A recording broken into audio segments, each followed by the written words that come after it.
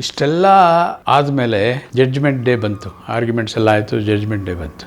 ನಿಮಗೊಂದು ತಮಾಷೆ ಇಲ್ಲಿ ಏನಂದರೆ, ಆ ಸುಬ್ಬನಿಗೆ ಎಕ್ಸಾಮಿನ್ ಮಾಡುವಾಗ ಅವನು ಸೂಸು ಮಾಡ್ಕೊಂಬಿಟ್ಟ. ಹನುಮಂತರಾಯ ಅವರು ಕೇಳಿದ್ರು, ನೋಡಿ ಸ್ವಾಮಿ, ಆ ಇನ್ವೆಸ್ಟಿಗೇಷನ್ ಆಫೀಸರ್ ಇವರಿಗೆ ಎದುರಿಸ್ಬಿಟ್ಟಿದ್ದಾನೆ, ಅದಕ್ಕೆ ಭಯದಿಂದ ಅವನು ಸೂಸು ಮಾಡ್ಕೊಳ್ತಾ ಇದ್ದಾನಂತ. ನಮ್ಮ ಪ್ರಾಸಿಕ್ಯೂಟ್ರ್ ಏನು ಹೇಳಿದ್ರು ಅದಕ್ಕೆ ರಿಪ್ಲೈ ಅಂದರೆ, ಇಲ್ಲ ಸ್ವಾಮಿ, ಅವನು ಸಣ್ಣ ಹುಡುಗ, ಅವನಿಗೇನು ಗೊತ್ತಿಲ್ಲ, ಸುಳ್ಳು ಹೇಳಬೇಕಲ್ಲ, ಇವರೆಲ್ಲ ಹೇಳ್ಕೊಟ್ಟು ಸುಳ್ಳು ಹೇಳಿಸ್ತಾ ಇದ್ದಾರೆ, ಹಂಗಾಗಿ ಅವನು ಸೂಸು ಮಾಡ್ಕೊಳ್ತಾ ಇದ್ದಾನೆ.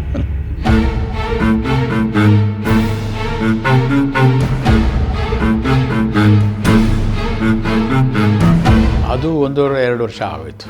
1.5-2 ವರ್ಷದ ಮೇಲೆ ಬಂದರೆ ಮ್ಯಾಜಿಸ್ಟ್ರೇಟ್ಗೆ ಅಥವಾ ಈ ಜಡ್ಜಿಗೆ ಗೊತ್ತಿಲ್ಲ DNA ಏನಂತ, ಪ್ರಾಸಿಕ್ಯೂಟ್ರಿಗೆ ಗೊತ್ತಿಲ್ಲ, ಡಿಫೆನ್ಸ್ ಲಾಯರ್ಗೆ ಗೊತ್ತಿಲ್ಲ, ನಿಮ್ಮಂಥ ಮೀಡಿಯಾ ಪರ್ಸನ್ಸ್ಗೆ ಗೊತ್ತಿಲ್ಲ, ಜನರಿಗೆ ಮೊದಲೇ ಗೊತ್ತಿಲ್ಲ. ಅರ್ಥ ಆಯ್ತಲ್ಲ?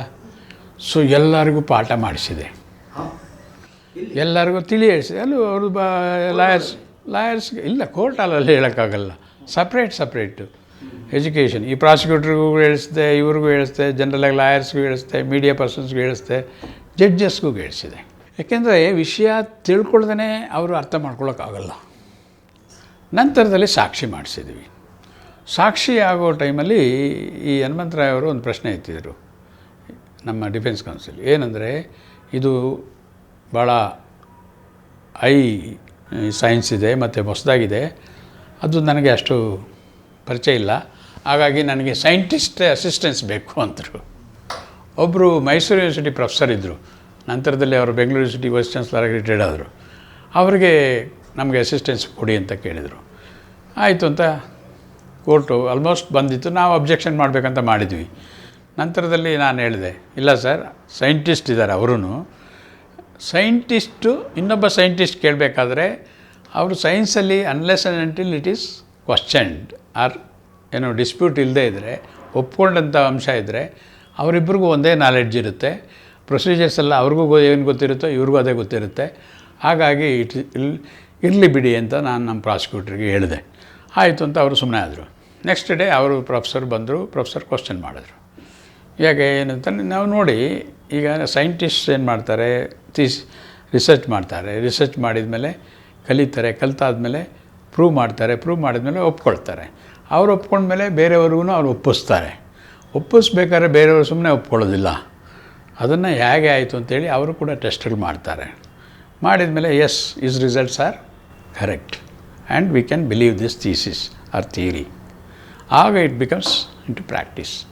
ಈಗ ನೀವು ನೋಡಿದ್ದೀರಾ, ಈ ವೈರಲ್ ಸಲುವಾಗಿ ಎಷ್ಟೊಂದು ರಿಸರ್ಚ್ ಆಯಿತು ಸೈಂಟಿಸ್ಟ್ ಕಡೆಯಿಂದ, ಎಲ್ಲೆಲ್ಲೆಲ್ಲ ಮಾಡಿದರು. ಈಗ ಒಪ್ಕೊಳ್ಬೇಕಾದ್ರೆ 2 ವರ್ಷ ಬೇಕಾಯಿತು ಎಮರ್ಜೆನ್ಸಿ ಸರ್ವಿಸಲ್ಲಿ ಅದ್ರೂ, ಹೌದಾ? ಆದರೆ ಇದು ಎಷ್ಟೋ ವರ್ಷಗಳಿಂದ ರಿಸರ್ಚ್ ನಡೆದಿದೆ DNA ಮೇಲೆ, ಇಲ್ಲ ಅಂತಲ್ಲ. ಈಗ ನಾನು, ನೀನು, ಇವರು 3 ಜನ ಇಲ್ಲಿದ್ದೀವಿ. ಹಾಗಂದಮೇಲೆ ನಮ್ಮ 3 ಜನದ್ದು ಒಂದೇ ಹೋಲಿಕೆ ಇಲ್ಲ. ನಿಮಗೆ ಹೇಳಿದ್ರೆ ನಿಮ್ಮ ಅಣ್ಣನ ತಮ್ಮನ ತಂದರೆ ಈ ಹೋಲಿಕೆ ಇರ್ತದೆ, ನಿಮ್ಮ ತಂದೆನೇ ಕರ್ಕೊಂಬಂದರೆ ಹೋಲಿಕೆ ಇರ್ತದೆ, ತಾಯಿ ಕರ್ಕೊಂಬಂದರೆ ಹೋಲಿಕೆ ಇರ್ತದೆ. ಇವ್ನು ತಾಯಿ ಹೆಂಗಿದ್ದಾನೆ, ತಂದೆ ಹೆಂಗಿದ್ದಾರೆ ಅಂತ ಹೇಳ್ತಾರೆ, ಹೌದಲ್ಲ? It's all because of the inheritance of DNA. ಅದು ನಮ್ಗೆ ಬೀಜ ಇದ್ದಾಗೆ. ಮಾವಿನ ಸಸಿ ಇದು ಬೀಜ ಹಾಕಿದ್ರೆ ಮಾವಿನ ಗಿಡ ಬರುತ್ತೋ, ಬೇವಿನ ಗಿಡ ಬರುತ್ತೋ? ಬೇವಿನ ಗಿಡ ಬೀಜ ಹಾಕಿದ್ರೆ ಹಾಗೆ DNA ಕೂಡ ಇಟ್ ಸೇಮ್. ಅಲ್ಲಿ ಜೀನ್ಸ್ ಅಂತ ಇರ್ತದೆ. ಆ genes or if they express their character, it will be exhibited in you and me or anybody for that matter. ಇದು ಬೇಸಿಕ್ಕಾಗಿ ಇರ್ತಕ್ಕಂಥ ಒಂದು ನಾಲೆಡ್ಜ್, ಇರಬೇಕಾದಂಥ ನಾಲೆಡ್ಜು. ಇಲ್ಲಿ ನಾವು ಪ್ರೂವ್ ಮಾಡಿದ್ದು ಅದನ್ನೇ. ಈ DNA ಸ್ಟ್ರಕ್ಚರು ತಾಯಿಯಲ್ಲೇನಿದೆ ಮಗಳಲ್ಲಿ ಕಂಡಿದ್ದೀವಿ, ಮಗಳ ಬೋನ್ಸಲ್ಲಿ ಕಂಡಿದ್ದೀವಿ. ಮಗಳ ಬೋನ್ಸಲ್ಲಿ ಇರ್ತಕ್ಕಂಥ DNA ಸ್ಟ್ರಕ್ಚರು ಅಥವಾ ಪ್ಯಾಟ್ರನ್ನು ತಂಗಿಯಲ್ಲಿ ಕಂಡಿದ್ದೀವಿ, ತಮ್ಮನಲ್ಲಿ ಕಂಡಿದ್ದೀವಿ. ಅಂದಮೇಲೆ they all belong to same biological origin. ಫ್ಯಾಮಿಲೀಲಿ ಯಾರು ಬೇಕಾದ್ರೂ ಇರ್ಬೋದು, ಯಾಕೆ ಬೇಕಾದ್ರೂ ಇರ್ಬೋದು. ಅರ್ಥ ಆಯಿತಾ? ಬಯಾಲಜಿಕಲ್ ಆರಿಜಿನ್ ಅಂದರೆ ಒಂದೇ ತಂದೆ ತಾಯಿಯಿಂದ ಬಂದಂಥದ್ದು ಅಥವಾ ತಾಯಿಯಿಂದ ಬಂದಂಥವರು ಅಂತ. ಹಾಗಾದಮೇಲೆ ಇದು ಯಾರು who is missing in the family, this girl is missing. Why she was missing in a mysterious circumstances, now she has been done to death because of various reasons ಅಥವಾ ಮೋಟಿವ್ಸ್. ಕ್ರೈಮ್ಗೆ ಮೋಟಿವ್ ಬೇಕೇ ಬೇಕಲ್ಲ. ಇಲ್ಲಿ strong motive ಇದ್ದಿದ್ದೇನು ಇವರಿಗೆ,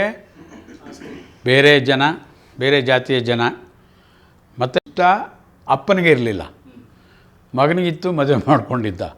ಆದರೆ ಸಮಾಜದಲ್ಲಿ ಅವರಿಗೆ match ಆಗುವಂಥ ಸ್ಟೇಟಸ್ ಅವ್ರದ್ದು ಇರಲಿಲ್ಲ. ಮೂರನೇದಾಗಿ ಒಂಥರ ವೇವರ್ ಟೈಪ್ ಆಫ್ ಹುಡುಗಿ ಅಂತ, ಅಂದರೆ ಯಾರ ಜೊತೆ ಮೊದಲೆಲ್ಲ ಓಡಾಡಿದ್ದಾಳೆ, ನಮ್ಮ ಹುಡುಗ ಸಿಗಾಕೊಂಬಿಟ್ಟಾನೆ ಅನ್ನೋ ಟೈಪು. ಅದನ್ನು ಹೆಂಗೆ ಹೇಳಿದ್ದಾನೆ ಅಂದರೆ, ಅವನು ಸ್ಟೇಷನಲ್ಲಿ ಅರೆಸ್ಟ್ ಆಗಿದ್ದಾಗ ಅಲೆನ್ ಮೆಂಡೋಜಾ ಅಂತ ಇಂಡಿಯನ್ ಎಕ್ಸ್‌ಪ್ರೆಸ್ಸಲ್ಲಿ ಒಬ್ಬರು ರಿಪೋರ್ಟ್ರ್ ಇದ್ದರು, ಭಾಳ ಹಿಂದೆ. ಇದು 88 ಈ was there as reporter Indian Express ಪತ್ರಿಕೆಗೆ. ಅವನು ನಮ್ಮ ಪೊಲೀಸ್ ಸ್ಟೇಷನ್ಗೆ ಬಂದಿದ್ದಾರೆ ಈ ಕೇಸ್ ಆದಾಗ. ಬಂದಾಗ ಅಲ್ಲಿ ಇದರಲ್ಲಿ ಹಾಲಲ್ಲಿ ಇವರಿಗೆ ಒಂದು ಬೆಂಚ್ ಮೇಲೆ ಕೂರಿಸಿದ್ದಾರೆ ನಮ್ಮ ಪೊಲೀಸರು ಆ ಟೈಮಲ್ಲಿ. ಆಗ ಇವನು ಮಾತಾಡ್ತಾ ನೀವು ಯಾರು ಅಂತ ಕೇಳಿದ್ದಾರೆ. ಅವನು ಅದೇ ಬೆಂಚ್ ಮೇಲೆ ಕೂತಾಗ ನಾವು ಹೀಗೆ ಅಂತಾನೆ. Why did you do this ಅಂತ ಕೇಳಿದ್ದಾನೆ ಅವನು. She was bringing disrepute our status and she was of a waver type of character, that's why we got rid of her ಅಂತ ಹೇಳಿದಾನೆ. ಅರ್ಥ ಆಯ್ತಾ ನಿಮಗೆ? ಅವಳೊಂದು ರೀತಿ ಕ್ಯಾರೆಕ್ಟರ್ ಇಲ್ದವಳು. ಅವಳು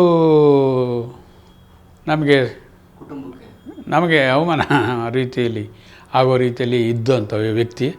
ಅದಕ್ಕೆ ನಾವು ಅವಳಿಗೆ ತೀರಿಸ್ಬಿಟ್ವಿ ಅನ್ನೋ ಟೈಪ್ ಹೇಳಿದ್ದಾನೆ. ಅವನು ನೆಕ್ಸ್ಟ್ ಡೇ ಬಾಕ್ಸ್ ಹಾಕಿ, ಇವಾಗೆಲ್ಲ ಗೊತ್ತಲ್ಲ, ಆಗಲೇ ಹಾಕೋಕ್ಕಾಗಲ್ವಲ್ಲ, ನೆಕ್ಸ್ಟ್ ಡೇ ಫ್ರಂಟ್ ಪೇಜಲ್ಲಿ ಬಾಕ್ಸ್ ಐಟಮೆಲ್ಲ ಹಾಕ್ಬಿಟ್ಟ. ನನಗೆ ಆಶ್ಚರ್ಯ ಆಗೋಯಿತು. ಪೇಪರ್ ಓದಿ ಬೆಳಗ್ಗೆ, Alan, did you come to our police station? Yes, I was there, but I was not able to meet you, but this is what happened, that's why I wrote this. Are you sure? Is not a gullible? Why should I? ಅವನು was a very highly respected journalist ಆ ಕಾಲಕ್ಕೆ. No hanky ಪ್ಯಾಂಕಿ type ಅವಂದು. Then I have to cite you as a witness because it's an extra judicial confession. I had no problem here. If it helps the case, I definitely come forward to give evidence. ಅವಂದು ತಗೊಂಡ್ವಿ ಅವ್ರ evidence. ಪಾಪ ಹೇಳಿದ, ಪಾಪ is no more, ಹೇಳಿದ. ನೋಡಿ ಎಷ್ಟೊಂದು evidence positive ಆಗಿ ಬಂದದ್ದು ನಮಗೆ ಅನುಕೂಲ ಆಯಿತು. ಇನ್ ದ ಸೆನ್ಸ್ ಕೇಸ್ಗೆ ಅನುಕೂಲ ಆಯಿತು. ನನಗೇನು, ನಾನು ಆ್ಯಸ್ ಎ ಪ್ರೊಫೆಷ್ನಲ್ ಒಂದು ವೃತ್ತಿಪರ ಪೊಲೀಸ್ ಅಧಿಕಾರಿಯಾಗಿ ನಾನು ಮಾಡಿದ್ದು ಕೆಲಸ ಇದು ಭಾಳ ಹಿಂದೆ, ಅಂದರೆ 1988 ನಾನು ಕೆಲಸಕ್ಕೆ ಸೇರಿದ್ದು 77 ನನಗೆ 11 ವರ್ಷ ಸರ್ವಿಸ್. ಆಗ ನನ್ನ ದುರಾದೃಷ್ಟಕ್ಕೆ ನಮ್ಮ ಮೇಲಧಿಕಾರಿಗಳು ಕೇಳಿದ್ರೆ DNA ಏನಂದರೆ ಗೊತ್ತಿಲ್ಲ, ನಮ್ಮ ಕೆಳಗಡೆಯವ್ರು ಕೇಳಿದ್ರೆ ಗೊತ್ತಿಲ್ಲ.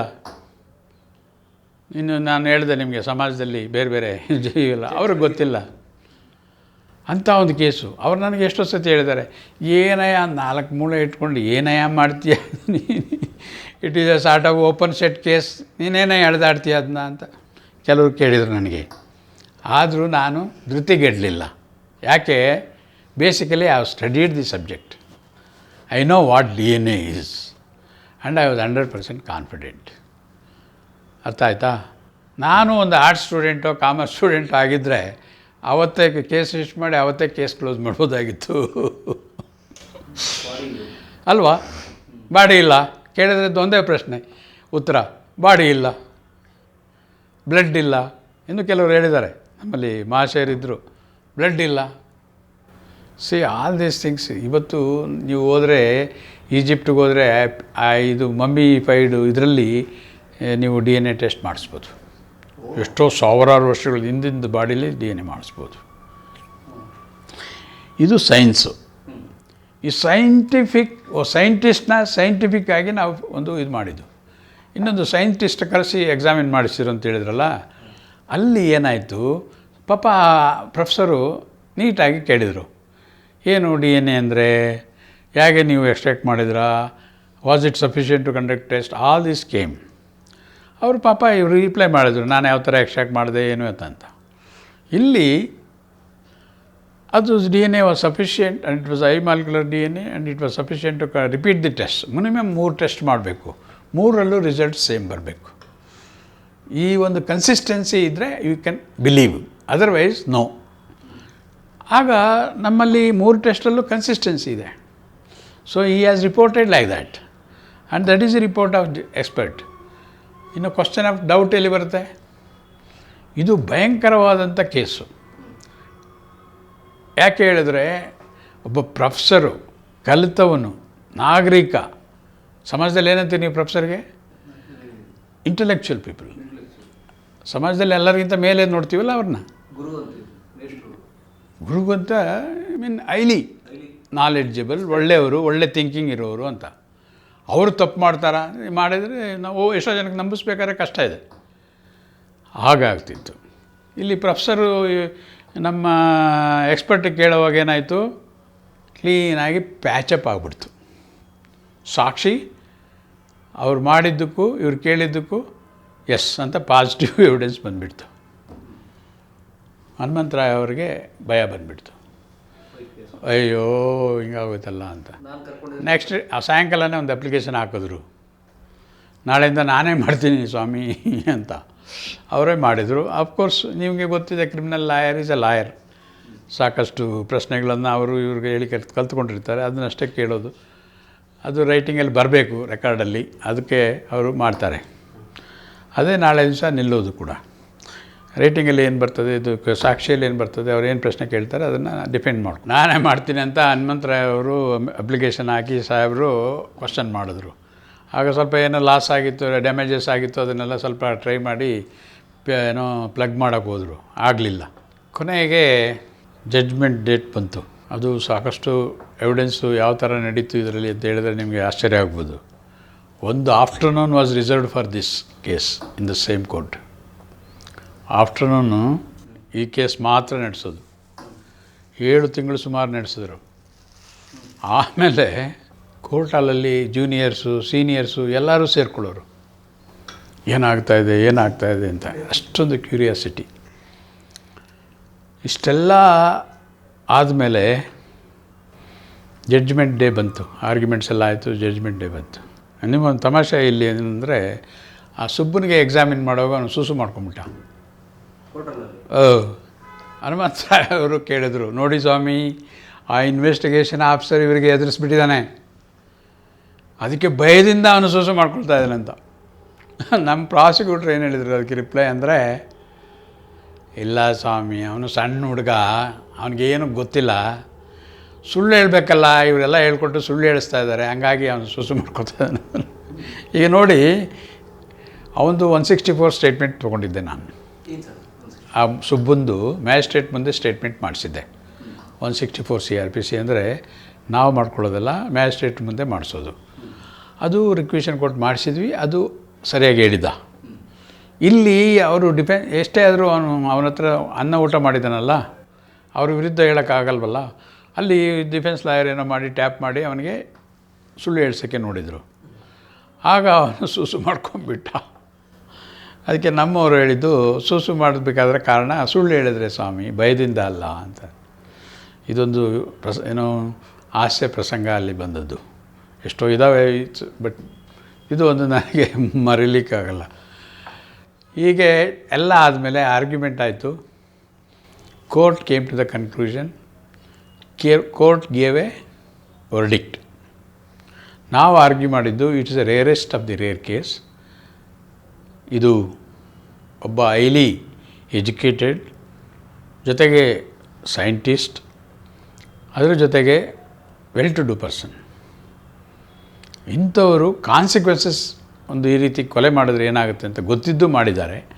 ಇವ್ರಿಗೆ ಯಾವುದೇ ಎಕ್ಸ್ಕ್ಯೂಸ್ ಇರಬಾರ್ದು. ಆದ್ದರಿಂದ rarest of the rare case ಅಂದರೆ ಮರಣದಂಡನೆ ಕೊಡಬೇಕಂತ ನಮ್ಮ ಆರ್ಗ್ಯುಮೆಂಟ್. ಆದರೆ ಕೋರ್ಟಿಗೆ ಇದು ಪ್ರಥಮ ಕೇಸ್, DNA ಫಸ್ಟ್ ಕೇಸ್ ಅಂತ. ಇದುವರೆಗೆ ಹಿಸ್ಟ್ರಿ ಇಲ್ಲ. ಅದು ತಪ್ಪೋ ಸರಿಯೋ ಹಾಗೆ ಹೀಗೆ ಅಂತ ಎಲ್ಲ ಕ್ವಶನ್ಗಳು ಅವ್ರ ತಲೆಯಲ್ಲಿ ಬರ್ತದೆ. ಅದಕ್ಕೆ ಏನು ಮಾಡುತ್ತಾರೆ, ಅವರು ಒಂದು ಸಮಾಧಾನಕರವಾದಂಥ ಇದನ್ನು ಯೋಚನೆ ಮಾಡಿ ಲೈಫ್ ಸೆಂಟೆನ್ಸ್ ಮಾಡಿದ್ರು.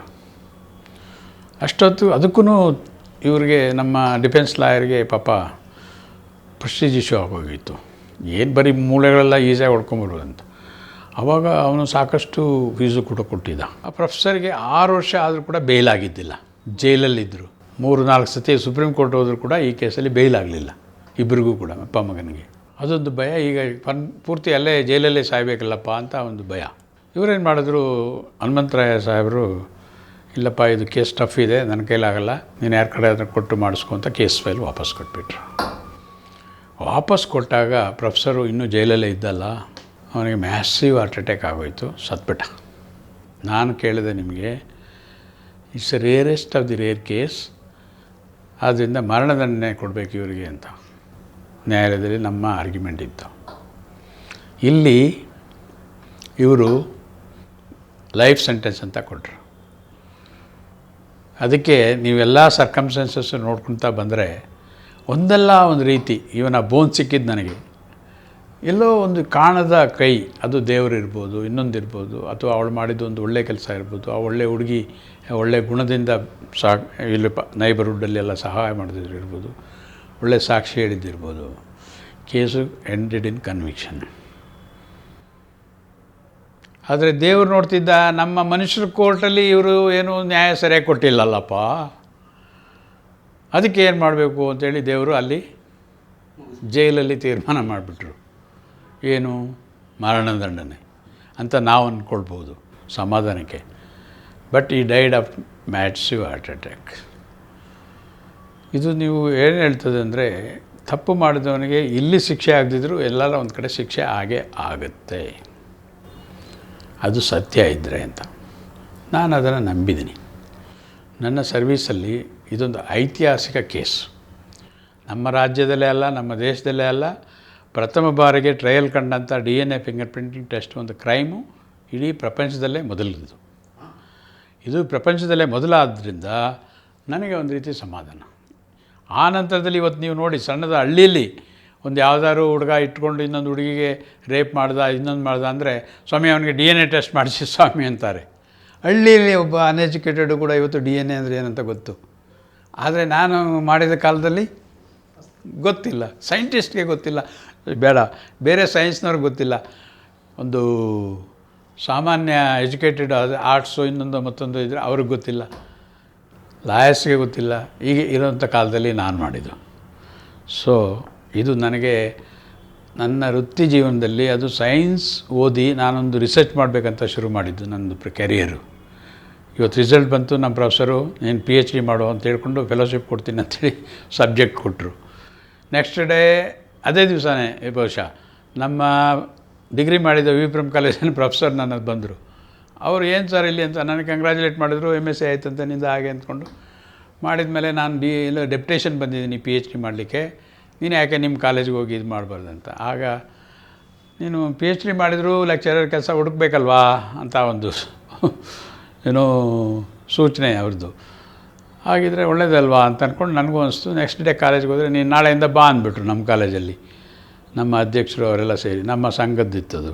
ನಾನು ಅದೇ ಕಾಲೇಜ್ ಹಾಸ್ಟೆಲಲ್ಲಿ ಓದಿ ಅದೇ ಕಾಲೇಜಲ್ಲಿ ಓದಿ ಬಂದವನು. ಸೊ ನನಗೂ ಒಂಥರ ಖುಷಿ ಇತ್ತು, ನಮ್ಮ ಕಾಲೇಜಲ್ಲೇ ನಾನು ಒಬ್ಬ ಲೆಕ್ಚರರ್ ಆಗ್ತೀನಿ ಅಂದರೆ ಹೇಗಿರುತ್ತೆ ಅಂತ. ಅದೊಂದು ಸಂದರ್ಭ. ಅಲ್ಲಿ ಕಲಿತದ್ದು ಇಲ್ಲಿ ನಮಗೆ ಬಳಕೆ ಮಾಡಿದ್ದು. ನಾನು MSc ಮಾಡಿ ನನ್ನ ಲೆಕ್ಚರರು ಬೇರೆ ಕೆಲಸಕ್ಕೆ ಹೋಗ್ಬೇಕು ಅಂತ ಅಂದ್ಕೊಂಡಿದ್ದವನು, ಇದೇನಪ್ಪ ಸಬ್ ಇನ್ಸ್ಪೆಕ್ಟರ್ ಅಂದರೆ ಒಂದು ಸಣ್ಣ ಕೆಲಸ ಅಂದ್ಕೊಂಡು ಬಂದವನು, ಮನಸ್ಸಿಲ್ಲದೆ ಬಂದವನು, ಒತ್ತಡಕ್ಕೆ ಬೆಳೆದು ಬಂದವನು. ಆಗ ಅನಿಸ್ತು ನನಗೆ ಮೋಸ್ಟ್ಲಿ ನನ್ನಿಂದ ಏನೋ ಒಂದು ಒಳ್ಳೆ ಕೆಲಸ ಆಗಬೇಕಾಗಿತ್ತೇನೋ ಇಲಾಖೆಯಲ್ಲಿ, ಅದಕ್ಕೆ ಇದೂ ಒಂದು ಒಳ್ಳೆಯ ಕೆಲಸ ಅಂತ ನಾನು ಭಾವಿಸಿದ್ದೀನಿ. ಇದು ಮಾಡಿದ್ದು 100ಕ್ಕೆ 100 ನಾನು ಒಂದು ಪ್ರಾಮಾಣಿಕತೆಯಿಂದ, ನಿಷ್ಠೆಯಿಂದ, ಒಂದು ಯಾರಿಗೇ ಆಗಲಿ ತಪ್ಪು ಮಾಡಿದವನಿಗೆ ಶಿಕ್ಷೆ ಆಗಬೇಕು ಅನ್ನೋ ಒಂದು ದಿಸೆಯಿಂದ ನಾನು ಎಲ್ಲ ಕೇಸುಗಳಲ್ಲೂ ಅದನ್ನೇ ಮುತುವರ್ಜಿ ವಹಿಸಿ ಮಾಡಿದ್ದೀನಿ. ಇದು ಒಂದು ಎಕ್ಸಾಂಪಲ್ಲು. ಬಟ್ ನನಗೆ ಅನಿಸಿರಲಿಲ್ಲ ಇದು ಈ ರೀತಿ ನಮ್ಮ ದೇಶದಲ್ಲಿ ಅಥವಾ ಪ್ರಪಂಚದಲ್ಲೇ ಮೊದಲಾಗ್ತದೆ ಇದು ಹಾಗೆ ಅಂತ. ಒಂದು ಕ್ರೈಮ್ ಸಾಲ್ವ್ ಮಾಡಲಿಕ್ಕೆ ಮೊದಲಾಗ್ತದೆ ಅಂತ ನಾನು ಅಂದ್ಕೊಳ್ಳಿಲ್ಲ. ಆಮೇಲೆ ನೀವು ನೋಡಿರ್ಬೋದು, ಇವಾಗ ಎಕ್ಸಾಂಪಲ್ ನಾನು ಹೇಳಿದ್ನಲ್ಲ, ಹಳ್ಳಿ ಕಡೆ ಏನು ಹೇಳ್ತಾರೆ ಅಂತ, DNA ಮಾಡು ಅಂತ ಹೇಳ್ತಾರೆ. ಹಾಗಾಗಿ ಇದೊಂದು ಬೀನಾ ಕೇಸು ಒಂದು ಐತಿಹಾಸಿಕ ಕೇಸ್. 7-8 ವರ್ಷ ಆಯಿತು ಆ್ಯಕ್ಚುಲಿ. 8-9 ವರ್ಷನೇ ಅಂದ್ಕೊಳ್ಬೋದು. ಜೊತೆಗೆ ನನಗೇನಾಯಿತು, ಹೈಕೋರ್ಟಿಗೆ ಅಲ್ಲೆಲ್ಲ ಹೋದಾಗ ನನಗೆ ವೀರಪ್ಪನ ಆಪ್ರೇಷನ್ಗೆ ಹಾಕಿದರು. ಆ ಟೈಮಲ್ಲಿ ಯಾರು ಇಲ್ಲ, ಇನ್ವೆಸ್ಟಿಗೇಷನ್ ಆದಮೇಲೆ ಟ್ರಯಲ್ ಸ್ಟೇಜ್ಗೆ ನಾನಿದ್ದೆ. ಟ್ರಯಲ್ ಎಲ್ಲ ಮುಗಿಸಿ ನಾನು ಹೋದೆ. ಆಮೇಲೆ ಒಂದು ಸ್ವಲ್ಪ ದಿವಸಕ್ಕೆ ಇದು ಜಡ್ಜ್ಮೆಂಟ್ ಬಂತು. ಜಡ್ಜ್ಮೆಂಟ್ ಆದಮೇಲೆ ನಾನು ಐ ವಾಸ್ ಕಾನ್ಫಿಡೆಂಟ್ ಇದನ್ನು ಎಲ್ಲೂ ನಿಲ್ಸೋಕ್ಕಾಗಲ್ಲ ಅಂತ. ಆಮೇಲೆ ನನಗೆ ಕಮ್ಯುನಿಕೇಷನ್ ಇರಲಿಲ್ಲ. ಕೆಲವರೆಲ್ಲ ಇದು ಮಾಡಿ ನಂತರ ಇದು ಸ್ವಲ್ಪ ಡ್ಯಾಮೇಜ್ ಮಾಡಿದ್ರು. ಅದು ಇರಲಿ, ಅದು ಬೇರೆ ಸ್ಟೋರಿ.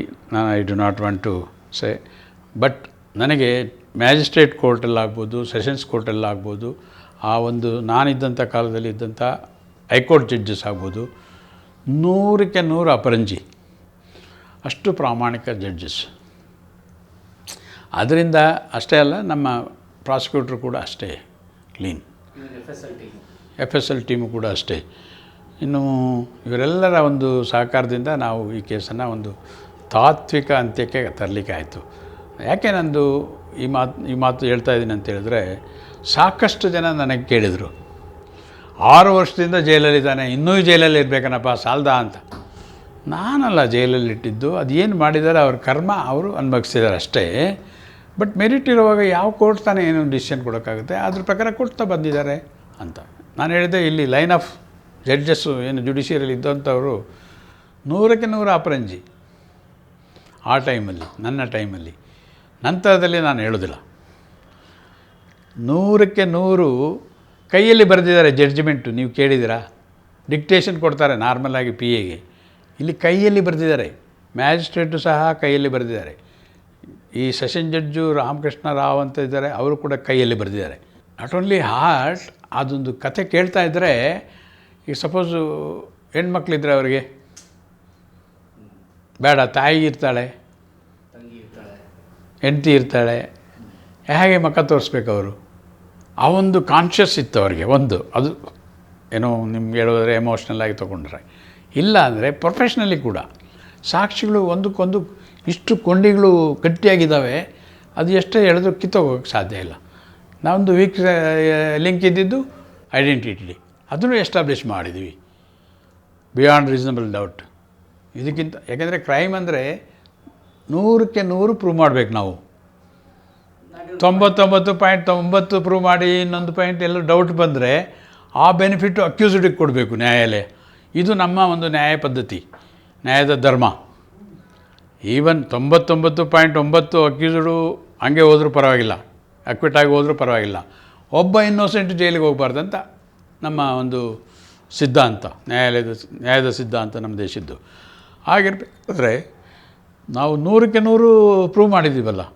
ಆದ್ದರಿಂದ ಬೀನಾ ಕೇಸ್ ಅಂತ ನನಗೆ ನಿದ್ದೆಗಣ್ಣಲ್ಲಿ ಕೇಳಿದ್ರು ನಾನು ಹೇಳ್ತೀನಿ ಯಾರೆಲ್ಲ ಏನೆಲ್ಲ ರೋಲು ಅಂತ. ಇದು 88ರಲ್ಲಿ ಆಗಿದ್ದು. ನಿಮ್ಗೆ ಹೇಳಿದ್ರೆ ಇಷ್ಟು ರಿಸೋರ್ಸಸ್ ಇರಲಿಲ್ಲ, ಇಷ್ಟು ಒಂದು ಟೆಕ್ನಾಲಜಿ ವಾಸ್ ವೆರಿ ಪ್ರಿಮಿಟಿವ್ ಆವಾಗ. ಬೇರೆಲ್ಲ ಇತ್ತು, ಬ್ಲಡ್ ಗ್ರೂಪು ಇವೆಲ್ಲ ಇತ್ತು, ಅದು ಕೂಡ ಡೆವಲಪ್ ಆಗಿತ್ತಾಗ, ಇಷ್ಟರ ಮಟ್ಟಿಗೆ ಆಗಿದ್ದಿಲ್ಲ. ಇವತ್ತು ನೀವು ಬ್ಲಡ್ ಸಿಕ್ಕಿದ್ರೆ DNA ಕೂಡ ತೊಗೊಳ್ಬೋದು, ಕೂದಲ ಸಿಕ್ಕಿದ್ರು ತೊಗೋಬೋದು, ಉಗ್ರ ಸಿಕ್ಕಿದ್ರು ತೊಗೋಬೋದು, ಏನಾದರೂ any part of the body ತೊಗೋಬೋದು. ಪ್ರಿಯ ಕಲಾ ರಸಿಕರೇ, ಕಲಾ ಮಾಧ್ಯಮದ ಎಲ್ಲ ಎಪಿಸೋಡುಗಳು ನಿಮಗೆ ಸಿಗಬೇಕು ಅಂತಂದ್ರೆ ಕಲಾ ಮಾಧ್ಯಮ ಯೂಟ್ಯೂಬ್ ಚಾನೆಲ್ನ ಸಬ್ಸ್ಕ್ರೈಬ್ ಮಾಡಿ, ಬೆಲ್ ಐಕಾನ್ನ ಕ್ಲಿಕ್ ಮಾಡಿ, ತಪ್ಪದೇ ಮಾಡಿ. ಹಿಡಿದಿದ್ದು ದೊಡ್ಡ ಸುದ್ದಿ ಆಗ್ಬಿಡ್ತು. ಯಾಕೆಂದರೆ ಅವನು ವೆರಿ ನಟೋರಿಯಸ್ ರೌಡಿ ಅಂತ ಎಲ್ಲರೂ ಪೊಲೀಸರು ಹೇಳ್ತಾಯಿದ್ರು, ಜನ ಎದುರವ್ರು ಅವನಿಗೆ. ನನಗೆ ಆಗಿದೆ ಸ್ವಲ್ಪ ಈ ರೌಡಿಗಳನ್ನ ಚೇಸ್ ಮಾಡಬೇಕು, ಹಿಡಿಬೇಕು, ಹೊಡಿಬೇಕಂತ ಒಂದು ಉತ್ಸಾಹ ಬಂದಿದ್ದು. ಯಾಕಂದರೆ ಯಾರು ನೋಡಿದ್ರು, ಸಿದ್ದನ್ನ ಹಿಡಿದು ಒಳಗಡೆ ಹಾಕಿದ್ದಾರೆ, ಎಲ್ಲಿಂದ ಚೇಸ್ ಮಾಡ್ಕೊಂಡೋಗಿ ಅವ್ನು ಮಚ್ಚಿದ್ರು ಲೆಕ್ಕಕ್ಕೆ ಇಟ್ಟಿಲ್ದೆ ಎತ್ಕೊಂಡ್ಬಂದಿದ್ದಾರೆ ಹಾಗೆ ಅಂತ. ಸ್ನೇಹಿತರೆ, ಕಲಾ ಮಾಧ್ಯಮದ ಎಲ್ಲ ಸಂದರ್ಶನಗಳನ್ನು ನೀವೀಗ ಓದಬಹುದು.